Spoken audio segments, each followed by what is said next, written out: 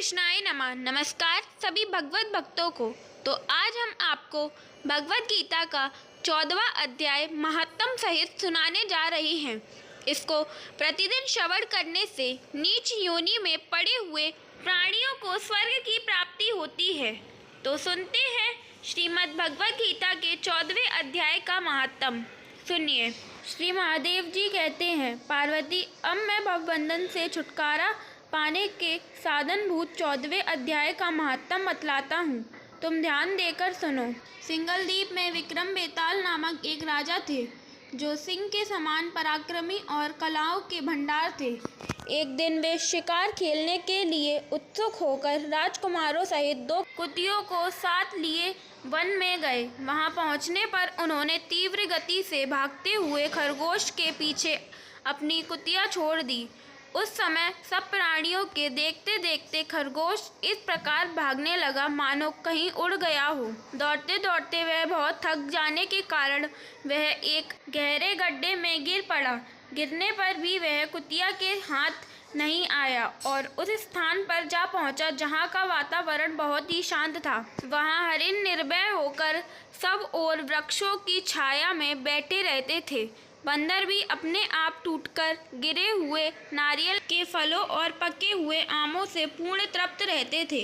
वहां सिंह हाथी के बच्चों के साथ खेलते और सांप निडर होकर मोर की पंखों में घुस जाते थे। उस स्थान पर एक आश्रम के भीतर वत्स नामक मुनि रहते थे, जो जितेंद्रिय एवं शांत भाव से निरंतर गीता के 14वें अध्याय का पाठ किया करते थे। आश्रम के पास ही वत्स मुनि के किसी शिष्य ने अपना पैर धोया था। ये भी 14 अध्याय का पाठ करने वाले थे। उसके जल से वहाँ की मिट्टी गीली हो गई थी। खरगोश का जीवन कुछ शेष था। वह हांफता हुआ आकर उसी कीचड़ में गिर पड़ा। उसके स्पर्श मात्र से ही खरगोश दिव्य विमान पर बैठकर स्वर्गलोक को चला गया। फिर कुतिया भी उसका पीछा करती हुई आई। वहां उसके शरीर में भी कुछ कीचड़ के छींटे लग गए। फिर भूख प्यास की पीड़ा से रहित हो कुतिया का रूप त्याग कर उसने दिव्यांगना रमणीय रूप धारण कर लिया तथा गंधर्व से सुशोभित दिव्य विमान पर आरूढ़ हो वह भी स्वर्गलोक को चली गई। यह देख मुनि के मेधावी शिष्य सकंदर हंसने लगे। उन दोनों के पूर्व जन्म का वैर का कारण सोचकर उन्हें बड़ा विस्मय हुआ था। उस समय राजा के नेत्र भी आश्चर्यचकित हो उठे। उन्होंने बड़ी भक्ति के साथ प्रणाम करके पूछा, विप्रवर, नीच योनि में पड़े हुए दोनों प्राणी कुतिया और खरगोश ज्ञानहीन होते हुए भी जो स्वर्ग में चले गए, इसका क्या कारण है? इसकी कथा सुनाइए। शिष्य ने कहा, भूपाल, इस वन में वत्स नामक ब्राह्मण रहते हैं। वे बड़े जितेंद्रिय महात्मा हैं। गीता के 14वें अध्याय का सदा जाप किया करते हैं। मैं उन्हीं का शिष्य हूँ। मैंने भी ब्रह्म विद्या में विशेषता प्राप्त की है। गुरुजी की ही भांति मैं भी 14वें अध्याय का प्रतिदिन जाप करता हूँ। मेरे पैर धोने के जल में लौटने के कारण यह खरगोश कुतिया के साथ ही स्वर्गलोक को प्राप्त हुआ है। अब मैं अपने हंसने का कारण बताता हूँ। महाराष्ट्र में प्रत्युग्ध नामक महान नगर है। वहाँ केशव नामक एक ब्राह्मण रहता था। कपटी मनुष्यों में अग्रगण्य था। उसकी स्त्री का नाम विलोबना था। वह स्वच्छंद विहार करने वाली थी। इससे क्रोध में आकर जन्म भर के वैर को याद करके ब्राह्मण ने अपनी स्त्री का वध कर डाला और उसी पाप से उसको खरगोश की योनि में जन्म मिला। ब्राह्मणी भी अपने पाप के कारण कुतिया हुई। श्री महादेव जी कहते हैं, यह सारी कथा सुनकर श्रद्धालु राजा ने गीता के 14वें अध्याय का पाठ आरंभ कर दिया। इससे उन्हें परम गति प्राप्त हुई। तो अब सुनते हैं गीता के 14वें अध्याय को। उसके उपरांत श्री कृष्ण भगवान बोले, हे अर्जुन, ज्ञानों में भी अति उत्तम परम ज्ञान को मैं फिर भी तेरे लिए कहूँगा कि जिसको जानकर सब मुनिजन इस संसार से मुक्त होकर परम सिद्धि को प्राप्त हो गए हैं। हे अर्जुन, इस ज्ञान को आश्रय करके अर्थात धारण करके मेरे स्वरूप को प्राप्त हुए पुरुष सृष्टि के आदि में पुनः उत्पन्न नहीं होते हैं और प्रलय काल में भी व्याकुल नहीं होते हैं, क्योंकि उनकी दृष्टि में मुझ वासुदेव से विभिन्न हे अर्जुन, मेरी महत्व ब्रह्म रूप प्राकृति अर्थात त्रिगुणमयी माया संपूर्ण भूतों की योनि है, अर्थात गर्भाधान का स्थान है, और मैं उस योनि में चेतन रूप बीज को स्थापन करता हूँ। उस जड़ चेतन के संयोग से सब भूतों की उत्पत्ति होती है। हे अर्जुन, नाना प्रकार की सब योनियों में जितनी मूर्तियाँ अर्थात शरीर उत्पन्न होते हैं, उन सबकी त्रिगुणमयी माया तो गर्भ को धारण करने वाली माता है, और मैं बीज को स्थापन करने वाला पिता हूँ। हे अर्जुन, सत्वगुण, रजोगुण और तमोगुण ऐसे यह प्रकृति से उत्पन्न हुए तीनों गुण इस अविनाशी जीवात्मा को शरीर में बांधते हैं। हे निष्पाप, उन तीनों गुणों में प्रकाश करने वाला निर्विकार सत्वगुण तो निर्बल होने के कारण सुख की आसक्ति से और ज्ञान की आसक्ति से अर्थात ज्ञान के अभिमान से बांधता हूँ। हे अर्जुन, राग रूप रजोगुण को कामना और आसक्ति से उत्पन्न हुआ जान। वह इस जीवात्मा को कर्मों की और उनके फल की आसक्ति से बांधता है। और हे अर्जुन, सर्वदेहाभिमानियों के मोहने वाले तमोगुण को अज्ञान से उत्पन्न हुआ जान।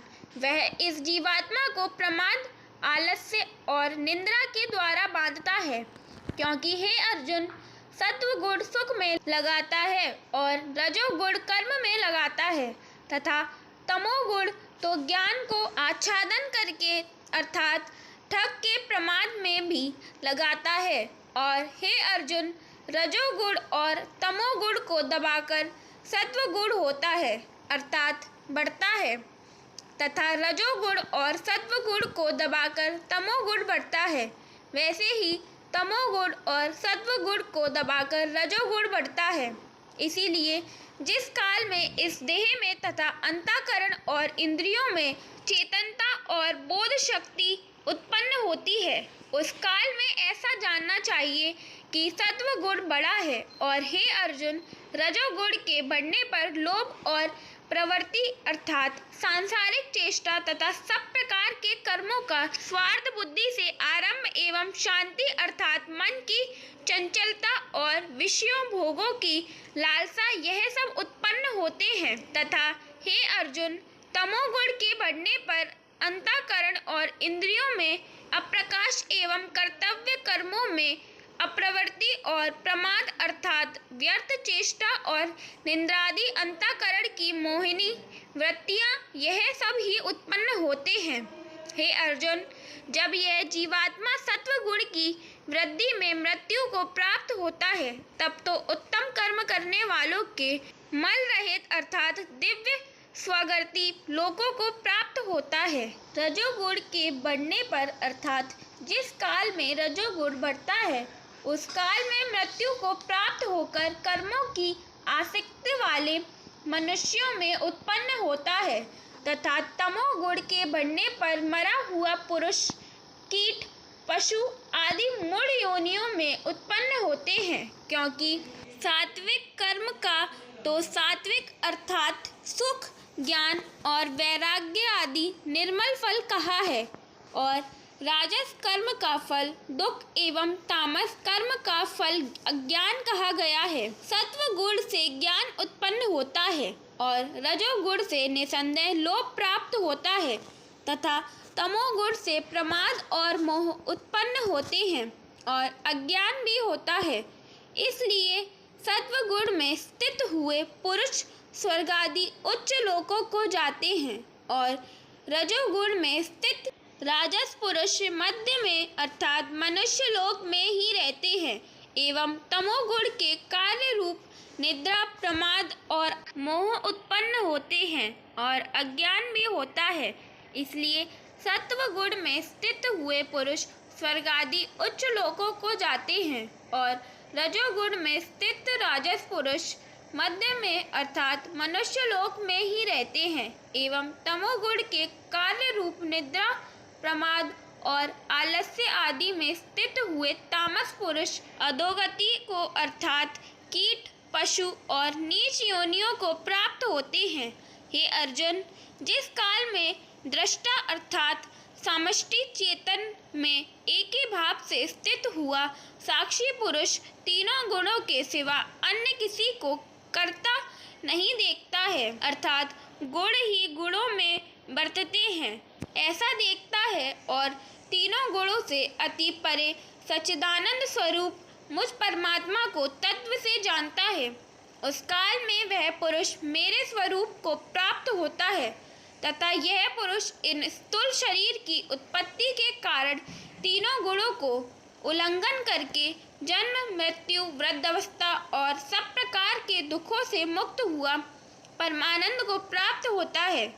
इस प्रकार भगवान के रहस्य युक्त वचनों को सुनकर अर्जुन ने पूछा कि हे पुरुषोत्तम, इन तीनों गुणों से अतीत हुआ पुरुष किन किन लक्षणों से युक्त होता है और किस प्रकार के आचरणों वाला होता है तथा हे प्रभु, मनुष्य किस उपाय से इन तीनों गुणों से अतीत होता है। इस प्रकार अर्जुन के पूछने पर श्री भगवान कृष्ण बोले, हे अर्जुन, जो पुरुष सत्वगुण के कार्य रूप प्रकाश को और रजोगुण के कार्य रूप प्रवृत्ति को तथा तमोगुण के कार्य रूप मोह को भी ना तो प्रवृत्त होने पर बुरा समझता है और ना निर्वृत्त होने पर उनकी आकांक्षा करता है तथा जो साक्षी के सदृश स्थित हुआ गुणों के द्वारा विचलित नहीं किया जा सकता है और गुण ही गुणों में बरतते हैं ऐसा समझता हुआ जो सच्चिदानंद परमात्मा में एक ही भाव से स्थित रहता है एवं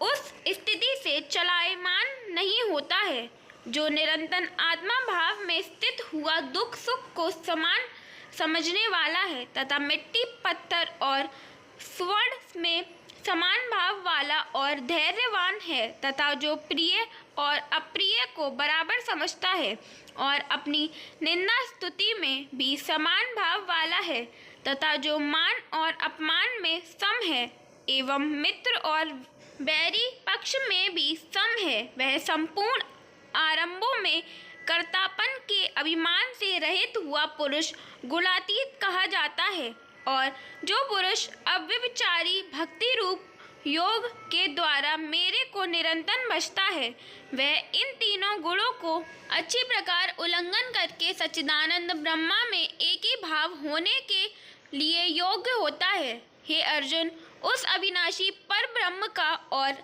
अमृत का तथा नित्य धर्म का और अखंड एक रस आनंद का मैं ही आश्रय हूँ, अर्थात उपयुक्त ब्रह्मा, अमृत, अव्यय और शाश्वत धर्म तथा एकांतिक सुख, यह सब मेरे ही नाम है, इसलिए इनका मैं परम आश्रय हूँ। श्रीमद् भगवद गीता का 14वां अध्याय पूर्ण हुआ। जय श्री कृष्ण, जय श्री हरि। ओम नमो भगवते वासुदेवाय नमः।